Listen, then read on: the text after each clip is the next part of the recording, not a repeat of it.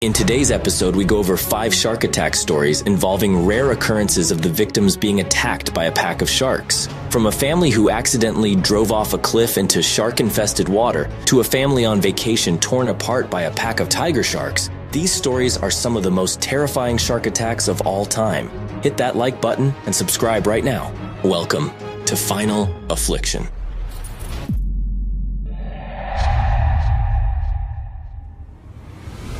This Wednesday marked the 3rd day of their vacation in the Bahamas. Like many tourists, they had always dreamed of visiting the island country. Unlike most places in the world, the Bahamas wasn't falsely represented by the media and movies. It was, if not more, as stunning and exciting as they said. Jordan and her family woke up to the sunrise, eager to start the day. After all, this was only their 3rd day and they had so many things to do. Jordan had breakfast with her family and shared stories with them as they sat together at the table. It was a fun time surrounded by the beautiful sandy beaches in the Bahamas and accompanied by her family and her girlfriend. What more could a 21-year-old girl from Torrance, California ask for? Back home, Jordan was studying communications at Loyola Marymount University in Los Angeles. Her girlfriend Gianna was also studying communications. At around 12 p.m., the family had just finished their activities and were about to end the day relaxing and enjoying the scenery. However, that would soon change. Spotting the Sandy Toes Tour Company, the family decided to take a last-minute day trip to Rose Island. The 6-hour excursion involved a boat cruise, a snorkeling experience, and a private beach where you could pet swimming pigs. Jordan was ecstatic about the idea. She had always been an admirer of nature and deeply loved animals. Snorkeling and petting pigs in the Bahamas was music to her ears. Although the trip was already full for the day, Michael, Jordan's father, managed to convince the company to have them on board for the excursion. The company snuck them on. Excited at the deal, the family headed towards Paradise Island Ferry Terminal, ready to board the ferry that would take them to Rose Island. It was a tragic mistake. As the energetic family boarded the ferry, they beamed their smiles at each other, unaware of what was about to happen. Nobody could have predicted that this small day trip would change their lives forever. The small ferry was docked, floating atop the rich turquoise waters beneath it. Although it was in the middle of summer, the sun decided to hide effectively today, behind the gray clouds looming over the ocean. Still, the waters were just as beautiful with the dimmer sunshine it was working with. Eventually, the family followed the guide to prepare for their snorkeling excursion. However, Michael, the 2 brothers, Jordan's sister, and Gianna did not want to go through with the snorkeling. They just wanted to spend the rest of the afternoon lightly swimming by the beachside, enjoying the scenic views of the ocean. Jordan and Cammie, on the other hand, wanted the full experience. It was the 3rd day of their trip, after all, and Jordan wanted to make the most of it. The family talked it over and decided they would just part for a while. Later, Jordan and Cammie would rendezvous with Michael and the rest by the beachside. Since the distance to the other side where the snorkeling spot was not so far, separating from one another seemed like a good idea at the time. However, it was a decision that everyone would later regret. As the 2 groups parted ways, Michael kissed Jordan on the forehead and told her, "I'll see you later, Jordan." Jordan waved her hand as she walked with Cammie towards the other part of the beach. The rest of the members left by the beachside waved her goodbye. Unbeknownst to them, this would be the last time they would see Jordan alive. Jordan and Cammie walked up to the guide and followed the trail. The snorkeling spot was not too far, but walking towards it was a great time for reflection. Along the way, there were green vegetation and exotic birds such as peacocks in the area. The trail was sparsely placed with benches, locker rooms, and bathrooms for the tourists. The narrow trail was surrounded by all kinds of trees growing through the sandy soil. Cammie and Jordan spoke about life, her school, and her family as they calmly walked alongside the other tourists. The bright 21-year-old had many aspirations and a great future ahead of her. Eventually, they reached the snorkeling spot. Donning their wetsuits, Jordan and Cammie prepared for the fun experience. Jordan was particularly excited to see the underwater critters meandering around in the area. It was time to go. Jordan headed towards the deeper parts of the water, admiring nature through her goggles. It was great timing as the sunlight began to show itself again, illuminating the beautiful structures of coral reefs under the water. Cammie had also gotten in the water and was thoroughly enjoying her underwater exploration. However, As the two enjoyed their experience, death reared its ugly head. As Jordan continued looking through the water, Cammy broke through the surface. Suddenly, she heard Jordan yell, "Mom!" She turned her head and saw something strange. At first, she thought it was a school of dolphins surrounding Jordan, and that Jordan wanted to show it to her. However, as she looked more intently, an ominous feeling enveloped her. It was a feeling no mother ever wanted to feel. A school of sharks had approached Jordan out of nowhere. Immediately, Cammy's motherly instincts kicked in. She shouted at Jordan from a distance, telling her to swim towards her. However, it was futile. Without warning, the school of sharks pounced on her, biting her everywhere. Jordan fought hard, but there was already blood in the water, and the sharks had become frenzied. Jordan let loose blood-curdling screams, prompting Cammy to approach her. She screamed at Jordan once more, asking her to swim towards her. However, Jordan could not swim anymore. Cammy noticed her right arm had been bitten off by the shark. Horrified at the sight, Cammy immediately sprang into action, swimming towards Jordan despite the risk of getting attacked herself. Naturally, she was fearful of swimming into the chaos, but she didn't care. The fear of losing her child overtook any instinct to run and call for help. It was simply something any loving mother would have done. Cammy reached Jordan and fought off the sharks, punching the beasts in the nose and hitting them with everything she had. As she pulled on Jordan, the young girl told Cammy, "Mom, there's another shark coming." The shark sped towards them like a freight train. It bit off another chunk of her lower leg. Jordan was bleeding profusely. Cammy never gave up. She hauled Jordan toward a nearby rock and called for help. Eventually, a boat from the Sandy Toes snorkeling tour rushed to her aid. Michael and the other family members were petting pigs by the beachside when they heard of a teenager attacked by sharks in the snorkeling area. After waiting a few minutes, Jordan was taken by an ambulance to a hospital in Nassau. However, upon arrival, she was pronounced dead. When Michael and the rest arrived at the hospital, they were too late. Jordan had succumbed to her injuries. In the subsequent months following her death, the family criticized the company for not having any protocols when it came to shark attacks. When the incident happened, not one staff or a boat was present to whisk away the sharks. Additionally, when Jordan was bleeding on a nearby island, barely clinging to life, the boat that would take her to the hospital arrived with no medical supplies. According to Michael, they did not even have first aid. The Lindsays called for better responses in the future to avoid the terrible fate their daughter experienced. Sadly, according to Michael, in his most recent interviews, Cammy is still too traumatized from the incident, especially because she was present and she witnessed firsthand her daughter resting in her arms while slowly succumbing to her final affliction. It was 1967 in Sydney, Australia. Some friends were heading out for the day.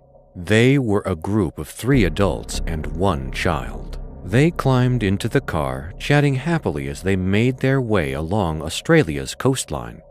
They drove through Sydney's picturesque eastern suburb of Dover Heights. The road wound along the cliff tops. On this particular day, however, the visibility was poor. The autumn fog had rolled in off the sea, enveloping the coast and the city in a blanket of white. As the car motored along, the child in the back seat began acting up. He had dropped something on the floor and couldn't reach it. In an attempt to calm the child down, the driver tried to reach into the footwell behind him and find the toy. He took his eyes off the road for a second. It was a second that proved fatal. He misjudged his speed at the oncoming corner and veered to the other side of the road. He slammed on his brakes, but it was too late. The car crashed through the safety barrier. The passengers screamed as the car flew through the air for a few seconds before tumbling down the cliff. But it didn't topple into the sea, not straight away. It became caught on some rocks sticking out from the cliff edge. The rocks held the car in a terrifying vertical position. The sudden halt on the rocks sent everyone flying forwards in their seats. The front passenger hurtled forwards. She smashed through the windscreen and fell to the water 100 feet below. Only seconds later did she hit the cold, hard surface of the ocean. She lay still, lifeless on top of the water. Within moments, there were shadowy shapes making a beeline for the woman in the water. They converged from all directions, drawn by the loud splash, drawn by the scent of blood. There was a frenzied attack on the woman's body. Eyewitnesses reported seeing 14 sharks thrashing around in the water as the car hung precariously on the cliff above. If the passenger hadn't died on impact, she was torn to shreds in seconds by the sharks below. The driver could see the commotion in the water. He could see the ocean bubble and boil, turning red as the woman disappeared from sight. He cried out and tried to look behind him to see if the others were alive in the back of the car. The seatbelt bit into his chest. He couldn't loosen it. He couldn't free himself. It was holding him firm, but he needed some slack in order to move. He heard the car creak and groan under the strain. Every time he made the slightest movement, the car rocked and swayed. It was hanging on by inches. When the driver glanced over his shoulder, he could see the child and the other passenger were not moving. He tried to reach them, desperately trying to wake them, but they didn't respond. He didn't know what to do. If he somehow managed to climb out of the car, he was still stuck on a sheer cliff 100 feet above the sea. People rushed to the cliff top. As the car hung there, emergency services were called. The man had hit his head badly on the steering wheel. His vision was blurry and his head was oozing blood. He could feel it throbbing. The pounding of his heart sounded in his ears. Terror gripped him as he prayed for a miracle. But after 30 minutes, clinging onto the edge of the cliff, the rocks finally gave way. The car and the driver were sent flying. The car crashed downwards, somersaulting down the cliff. It smashed into the water below and bobbed there for a few minutes. The man felt the rush of water entering the vehicle. He desperately pulled at his seatbelt, but it wouldn't unclip. As the water kept rising, he panicked more and more. He felt it creep up over his feet and onto his lap. He was now sitting in waist-high water. Then something swept past his side, just outside the window. A dark gray fin sliced through the water. Then another and another. The man was surrounded. The sharks had gotten a taste for human flesh and they were hungry for more. Frantically, the man tugged at the seatbelt. Eventually, he was able to ease the tension and unclip it. The car was now half submerged.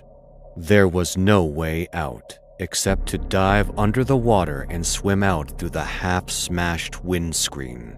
But he knew what was down there. The thought shook him to his core. He knew the second he exited the car, he would likely be devoured. He heard thrashing and splashing around him. He wheeled around. The sharks were trying to get through the smashed back windows. They were trying to get to the two passengers in the back seats. He had to get out of there. He had to act fast. He took one deep breath near the roof of the car and dived underwater. The blurry, shadowy figures of the sharks came into view as they swam past the open windscreen. He watched as they swam from left to right and back again, circling the vehicle, looking for a way in. When he could see no sharks in front of him, he chose this moment to go for it. He pushed off the driver's seat with his feet and swam through the smashed windscreen. The blood from the gaping wound on his head flowed into the water. The scent enticed the sharks. They homed in on the injured prey. When he surfaced, he scrambled onto the roof of the car. It was barely above water now. It was wet and slippery, but he clung on, hauling himself onto the steel top. He steadied himself there for a moment, breathing heavily. Blood dripped into his eyes. He wiped it away and looked at the shore. It was tantalizingly close. All around him, dorsal fins broke through the surface of the water. They were having a feeding frenzy. They had found their way into the car now and had made their way into the back seats. As the car gurgled and rocked and the tail fins of the sharks thrashed and splashed, the man knew he had to make a break for it. In just seconds, he knew the car would be at the bottom of the harbor and he would be eaten. Summoning all the courage he could muster, he dived from the roof of the car towards the shoreline. It was only feet away. He knew the sharks would be on him instantly. He hurtled through the water, kicking his legs frantically, pulling himself through the water with his arms, inching closer and closer to the shore. It felt like an eternity. His lungs felt like they were going to burst. His muscles burned. He was convinced with every second that passed that he would be attacked. He was sure he would suddenly feel a sharp bite as one of the sharks grabbed him and shook him around briefly. But miraculously, he made it to shore. He grabbed hold of the rocks and scrambled onto dry land. When he made it, he looked around just in time to see the car sink. The swirling and the bubbling of the water was all that was left as it swallowed the car. The thrashing and splashing of the sharks continued for some time as they followed the car downwards. When emergency services reached the man, he was taken to hospital. He had a serious head and neck injury and was also treated for shock. But luckily, he went on to make a full recovery. He lost his friends that day in a tragic and terrifying event that would haunt him for the rest of his days. There had been a lot of reported shark attacks in Sydney Harbor and its surrounding beaches over the decades. The exact species of shark involved was never identified and remains unknown, although marine biologists theorize that this might be the work of the bull shark since they occasionally hunt in groups called schools. What we must remember is that the moment we step into the water, we are in their domain, not ours, and at any moment we might just meet our untimely, final affliction. Great white sharks have been portrayed as the most ferocious and dangerous creatures in the ocean ever since the release of Jaws in 1975. But what if instead of one shark haunting the waters, two or even more were working together as a group?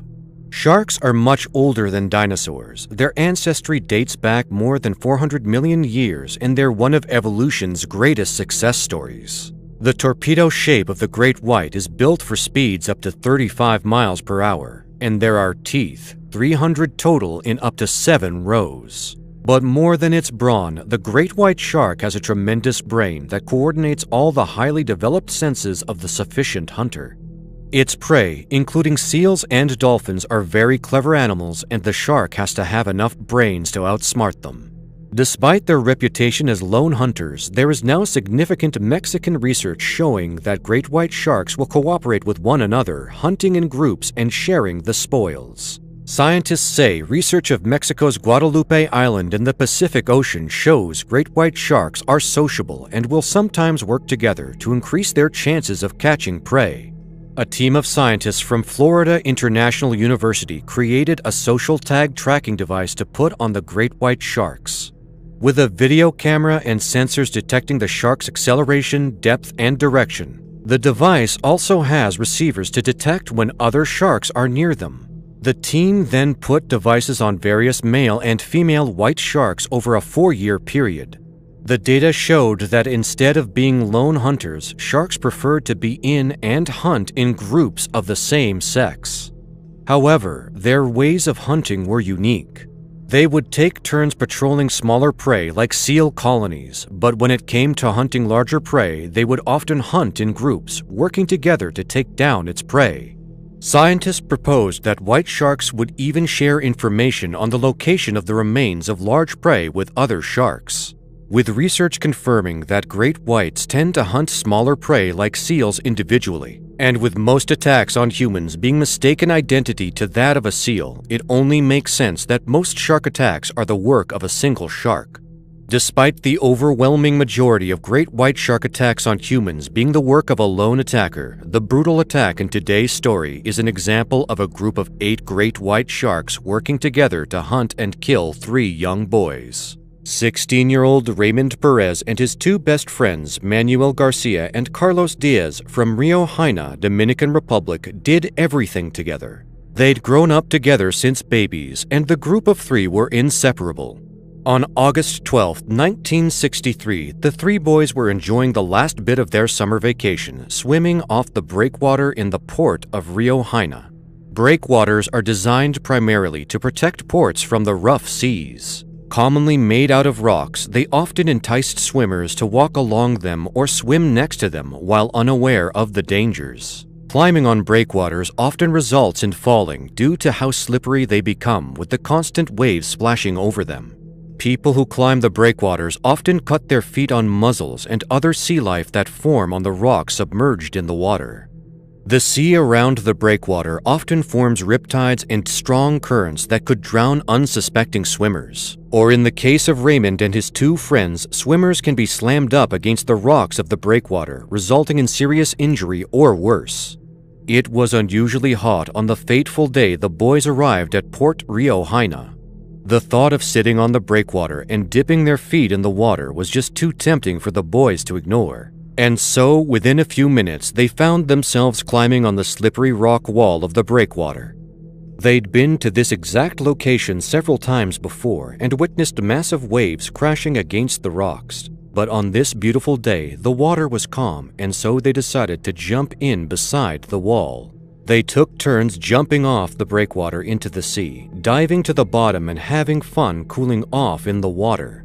Then, seemingly out of nowhere, dark clouds rolled in over the boys and the water started to become choppy and rough. Within a minute, fierce waves began to throw the boys against the wall of the breakwater before sweeping them back into the ocean, only to be thrown against the rocks again by the ever-increasing force of the water. As the boys were propelled onto the rocks, Carlos managed to grab onto the wall and escape, while Raymond and Manuel were yet again swept back into the sea by the currents. Carlos stood on the rocks, waiting for the waves to force his friends onto the wall again, where he could grab hold of them and help them to safety. However, as the water slammed down onto the rocks, it swept Carlos off his feet and into the water once again.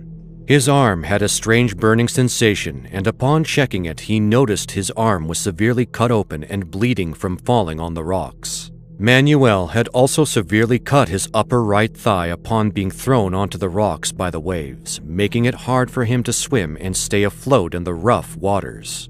Miraculously, Raymond was able to latch onto the rocks on the wall and pull himself out of the water to safety. But the current swept his 2 friends hundreds of feet into the sea away from the shore.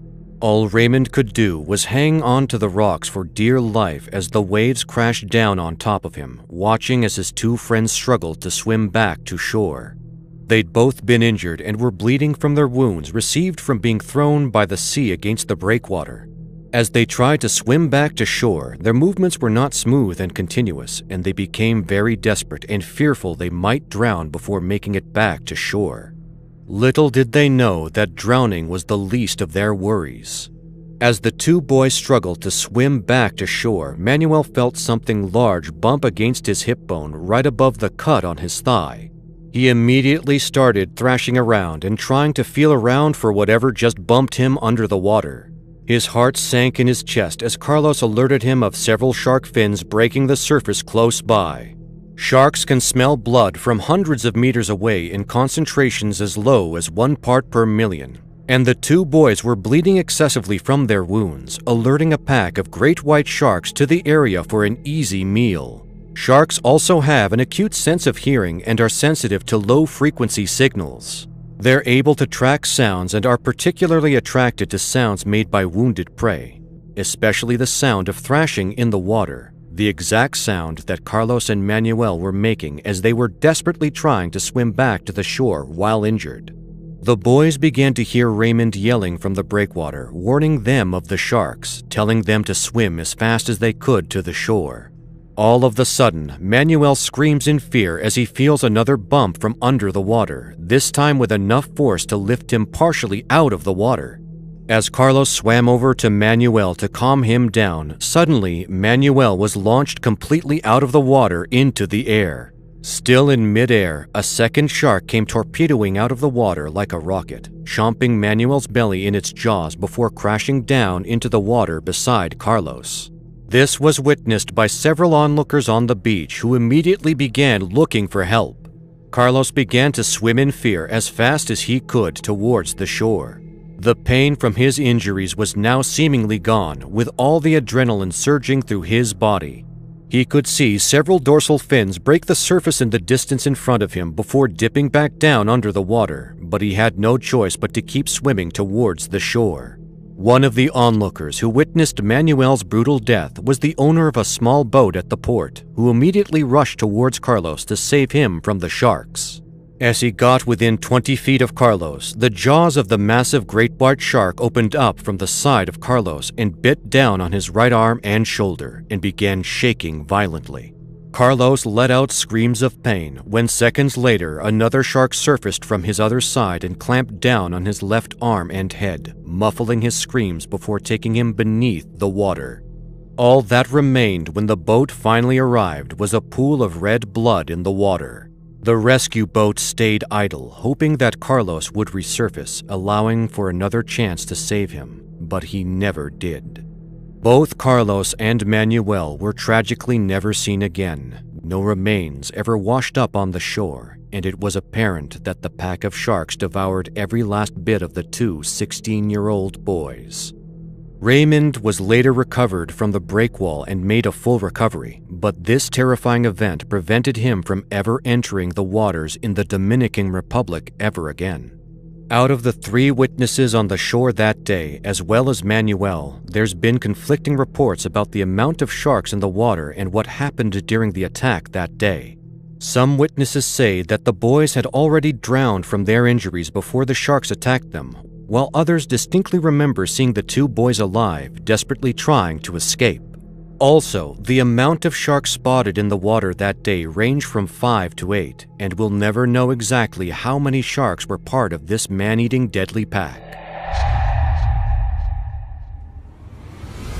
The following story not only showcases the power of human resilience and perseverance in the face of unfathomable tragedy, but also highlights the highly unpredictable nature and mysterious behavior of sharks. On October 14, 1972, 3 men by the names of Brett Gillian, Rob Temple, and Robbie McIlvaine were on a scientific expedition to recover samples for a research project being conducted at Cane Bay on the island of St. Croix, North Shore. Gillian described the area as having some of the best wall diving locations in the Eastern Caribbean. Even the drop-off was fairly easy, not requiring a long boat trip. The team's goal was to collect some photographs and check on traps they had set for a project. The only problem was their destination was situated on a 210-foot wall that was right next to a steep drop-off. The trio was not particularly worried, though, not in the slightest, as they were each veterans of hundreds of deep dives. Rod served as a dive leader and timekeeper. He documented the dives and monitored ascent times to ensure everyone remained safe, while Brett and Robbie handled most of the heavy lifting. All 3 of them donned their gear and dove into the ocean, beginning what would become their ill-fated journey down the Cane Bay Wall. After reaching their destination, Brett and Robbie got to work, while Rod scanned the surroundings. As he was looking around, Rod caught a glimpse of something truly terrifying. It was the sight of 2 white-tip sharks off in the distance. One was 12 feet long, and the other was marginally bigger. The oceanic white-tip shark is a truly terrifying creature that mainly inhabits tropical and warm temperate seas. It is most notable for its long, white-tipped, rounded fins. According to recent studies, the species is becoming less common as a result of a strong demand for its enormous fins, which constitute the main component of shark fin soup. It favors eating gastropods, crabs, birds, stingrays, sea turtles, and threadfin. However, this hunter will pretty much eat anything, humans included. Though slow-moving, oceanic white-tip sharks are without question highly dangerous to humans. They are especially known for numerous attacks on survivors of ship and plane wrecks at sea. They are also suspected to be responsible for several unrecorded human fatalities. To give you an idea of just how vicious it is, the white-tip was the major species involved in what many people considered to be one of the worst mass shark attacks ever documented, ripping and mauling many of the USS Indianapolis's surviving crew after it was blown up back in 1945. It's estimated that the white-tip sharks are responsible for up to 150 deaths in that single incident alone. After finishing the required observations, the three men noticed they were ahead of schedule and felt ecstatic, as this meant they would only need about 20 minutes of decompression time, meaning they wouldn't have to linger for too long around the sharks during their ascent. Brett later stated, "I remember thinking how strange it was to see oceanic white-tips right here on the wall at Kane Bay. It was kind of like walking off your back porch and seeing an African lion when you expected an alley cat." Robbie went up first and pointed out the sharks again as they swam by them. The crew were no strangers to these sharks, as they had their fair share of nasty encounters with white-tips when they worked offshore. The shark would frequently bite their equipment, the steel cables deployed from the research vessel, and even the shafts and propellers were targeted on occasion. These two sharks, however, looked to be unique in some way, as they didn't seem to pay any attention to them. As Brett turned around and began the ascent behind Robbie, Rod stayed behind, as their carefully planned dive dictated he would be last to ascend. Brett met up with Robbie at about 175 feet, just over the ledge, as they both rested on a coral while waiting for Rod to join them. However, they soon began to worry as he was growing late. Robbie looked at Brett and pointed to his pressure gauge, which showed he was beginning to run low on air. Suddenly, Rob noticed a mass of bubble exhaust coming from the deeper water, which indicated Rod's presence down below. The two figured that Rod must have had some sort of air failure.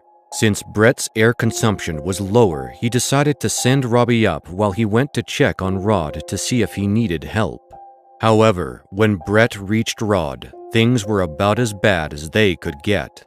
One of the sharks had bitten him on the left thigh without warning, and blood was gushing in red clouds from the wound.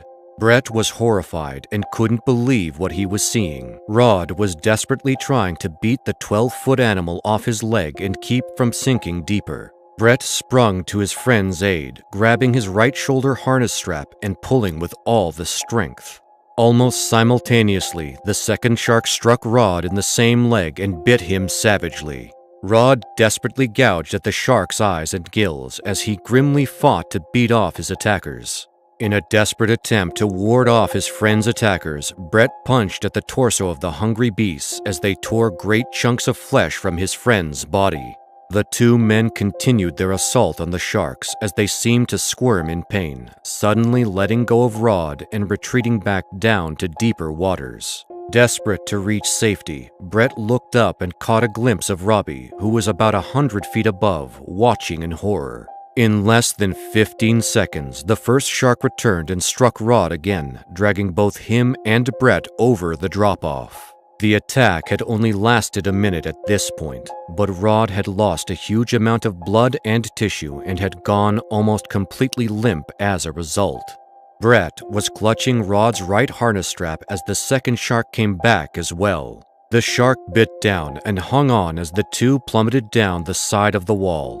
Brett and Rod were dropping rapidly. His efforts to swim back up were fruitless as the sharks continued to bite and tear Rod's helpless body, all the while dragging the two men deeper and deeper. Brett felt Rod move again to fend off another attack, and his hopes soared upon realizing that his friend was still alive. Brett clung briefly to the edge of the drop-off wall, putting a stop to their rapid descent. Suddenly, both sharks retreated once again, and Brett watched them circle their position about 10 feet away.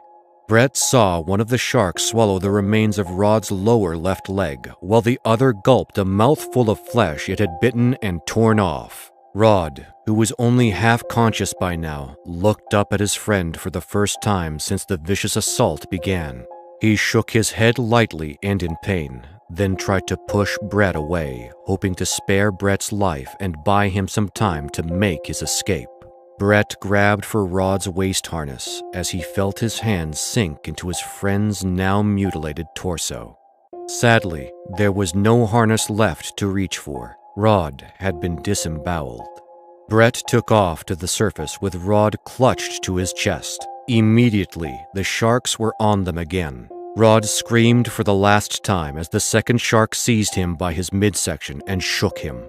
The blue water turned red with bits of human tissues and blood. Brett was powerless as poor Rod was torn away from him. He watched in utter disbelief as Rod's lifeless body drifted into the abyss, with the sharks fighting over him. The attack had started around 200 feet. Brett's depth gauge was pegged at 325 feet, but he knew it was far deeper than that. Brett also nearly completely depleted his oxygen supply in a hopeless effort to make it out. Brett looked away from his friend's mangled body in what must have been his final goodbye before beginning his ascent towards the surface. His oxygen-starved brain was beginning to give out and the effects of hypoxia were beginning to show. Before he could reach the surface, Brett would drift into unconsciousness, but miraculously woke up on the surface gasping for air. Apparently, the small volume of air in his safety vest he wore had been enough to float him the rest of the way up and save his life. But his survival was still a 1 in a million chance as he had to deal with an unknown amount of emitted decompression. Nonetheless, Brett began swimming to shore as fast as he could, but he felt his legs going numb. By the time he reached the beach, he could barely stand. A couple on their honeymoon had chanced upon Brett's body as it drifted onto the beach. In an incredible burst of good fortune, it turned out the wife was an ER nurse who understood the pathology of decompression sickness. 2 days later, Brett was released from the hospital. He had astonishingly managed to survive ascending almost 400 feet without any decompression sequence, but not without permanent side effects. There was residual numbness in both his arms and legs, along with substantial hearing loss and legal blindness in his right eye that will persist with him for the rest of his life. Robbie's last view of Rod and Brett were as the two were dragged over the wall in a cloud of blood by the sharks. He never saw Brett's ascent and so reported them both killed when he got to shore. It wasn't until Brett called his dad from the hospital that he knew Brett survived. A week later, Rod's memorial service was attended by his 2 friends at the beach. His body was never recovered. People are often too busy with their lives to take a step back and really think about the important things. Many people die without ever truly living, so it's best not to take life for granted. Just like Rod, you never truly know if tomorrow will be your last day on Earth, the day you finally come to terms with your final affliction. Most people know that if they're going to go for a swim in Australia, they will need to keep an eye out for a number of animals that might be waiting for its next meal. There are particular species to be careful of, namely the tiger shark, great white shark, and the bull shark. These 3 species are responsible for 96% of all unprovoked and fatal attacks in Australia, so people know to avoid areas where they are likely to be and follow precautions to avoid ever meeting any of these animals. Unfortunately, accidents can happen, and people can find themselves in situations from which there is no escape, as Sarah Wiley came to discover in 2006 when she was surrounded by hungry bull sharks. In 2006, 21-year-old Sarah Wiley decided to go on a swimming trip with some friends from church. She had always been a particularly devoted girl that made her parents proud as she worked towards becoming an occupational therapist. That weekend, they all chose to visit Amity Point Beach, as they had visited several times in the past and knew the waters quite well. They enjoyed swimming further than most people would dare, feeling exhilarated by the idea of a sheer drop right below them, and the extreme depths only exciting them more. They regularly swam out into the Rainbow Channel, which allowed them to be alone in the water. But today, they planned to stick a little closer to shore. It had been quite stormy recently, so the sea was churned up with sand and debris, causing it to be more murky and intimidating than usual. But the girls weren't scared. However, they should have been. Little did the girls know, they were swimming directly into a hot spot for hungry sharks. Due to the stormy weather, there had been a lot of freshwater runoff, which had increased the amount of water. This all resulted in the drop-off from the sandbank being much steeper than usual, meaning that sharks would be attracted there to hunt. The place that they had decided to explore was also popular with fishermen, who were in the process of throwing the remains of their catches into the water, with blood and guts enticing the sharks to come and feed. Drumlines were also placed around the Rainbow Channel, a method used to lure sharks away from crowded swimming areas using bait attached to hooks like a giant fishing pole, potentially trapping dangerous sharks around the drumlines and attracting other with the bait. The group decided to start swimming in the early evening, hoping to catch the sunset as they swam around. The beach was relatively empty, with only a few families playing in the sand with their children. They were sticking mostly to the shallows, but after some time decided to adventure out a bit further. Sarah swam out with 3 others about 15 meters from the shoreline. They continued to swim and chat out there for a while, carefully treading water to keep themselves above the choppy waves. The water was still pretty clear, and they could see far beneath them, marveling at the fish swimming below them. After some time, Sarah decided she wanted to go even further. They could see a pod of dolphins far in the distance, and she wanted to see how close she could get to them, hoping they would swim closer to her. She swam out into the deeper waters of the Rainbow Channel, right past the drumlines and into darker waters. Sarah got about 5 meters away from her friends and intended to keep going when she was suddenly pulled underwater. Sarah felt the pain in her leg before she realized that she was no longer able to breathe. It was a deep, searing pain that took away any ability to process anything else that was happening. She tried to push off whatever was biting her and causing the pain, but it was too strong. She tried punching it, and that's when she felt another even worse pain in her arm.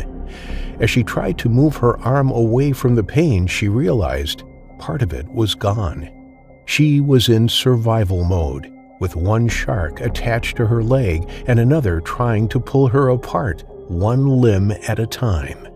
She punched out with her remaining arm, and the same pain greeted her as the shark clamped down on it as well.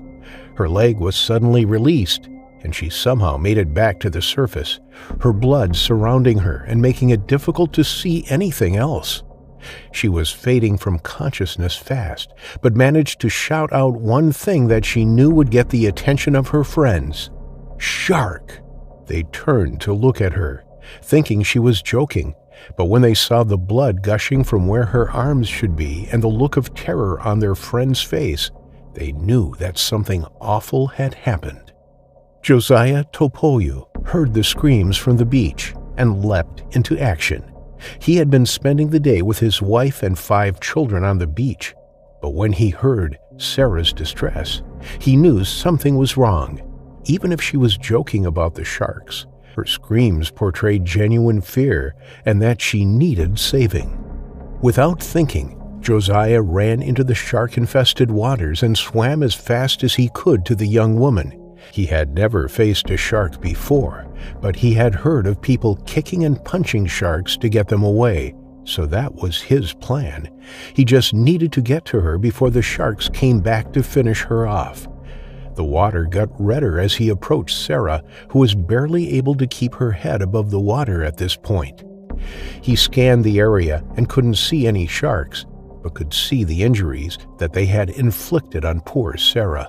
He grabbed her and started to swim back to shore, taking extra care to keep her head above water, as she was slowly losing the ability to do so herself.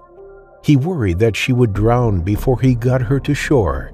He had to swim 15 meters back to safety, Sarah's blood surrounding both of them and pouring out of her body at an alarming rate. All Josiah could think about was how her blood was going to attract the sharks back to both of them. What happened instead was like something out of a Disney movie. The dolphins that Sarah had swam out to sea had surrounded them, protecting them from the surrounding sharks. The dolphins had created a barrier that the sharks couldn't pass. After a harrowingly long swim, they made it back to the beach and Josiah dragged her from the water. Sarah was now safe from the sharks, but her injuries still threatened her life. The people on the beach immediately wrapped Sarah's wounds, trying to stem the blood flow as it gushed from her arms. They could see how severe her wounds were. The sharks had bitten off her hands and left massive gaping wounds on her right thigh and torso. All they could do was keep talking to her to try and keep her conscious, but she was slipping away fast, the whole ordeal quickly taking its toll on her body. She was carried away by stretcher, the emergency workers struggling against the fine sand as it gave way beneath their feet. When they finally reached their vehicle, they drove her for 2 kilometers to the local hospital. Unfortunately, upon arrival, they lacked the proper equipment to save her life and called for a helicopter to relocate her to Brisbane's Princess Alexandra Hospital. Although she reached the hospital within an hour of her attack, she had already lost too much blood. Sadly, Sarah died at the hospital from hypovolemic shock. While Josiah was hailed as a hero who risked his life to save a stranger, others began the hunt for the sharks responsible. It was determined that Sarah had been attacked by multiple bull sharks. In the summer seasons, this species would often hunt in packs. They were prevalent in the Rainbow Channel, and the drumlines had been set up specifically to catch bull sharks. Specialists agreed that it was most likely the bull shark, as they are particularly aggressive and are likely to patrol shallow areas to find their prey.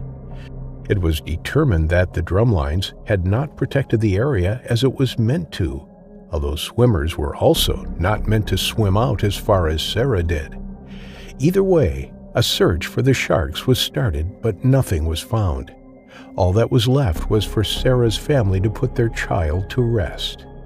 Josiah received a medal for bravery from Queensland Governor Quentin Bryce and still remembers the tragic event like it was yesterday. He is sure that she fought bravely, which is why her hands were severed by the sharks and she had tried with all her might to survive. To honor her, Josiah named his 6th child Sarah, in memory of the Sarah that God took away.